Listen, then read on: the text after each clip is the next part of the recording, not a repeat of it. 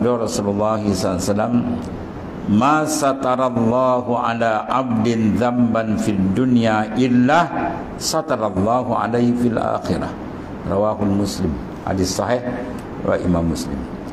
Tiada menutup Allah Ta'ala atas seorang hamba di dalam dunia. Banyak silap-silap dia Tuhan tutup, orang tak tahu akan dosanya itu, melainkan apa itu? Menutup oleh Allah Ta'ala atasnya di akhirat kelak. Mana kata dunia Tuhan tutup, itu alamat akhirat pun ditutup. Lepas tu bila dia tutup, kita syukur. Bukan syukur sebab kita nak buat maksiat lagi. Syukur maknanya apa? Tak adalah kita terjauh dan terbabas lagi jauh. Ditutup tu maknanya apa? Kalau tidak, orang pun tak nak kawan dengan kita, nak kita buka. Jadi maknanya dia tutup, itu kita syukur kepada Ta'ala atas tutupan. Bukan kita gembira dengan maksiat, bukan.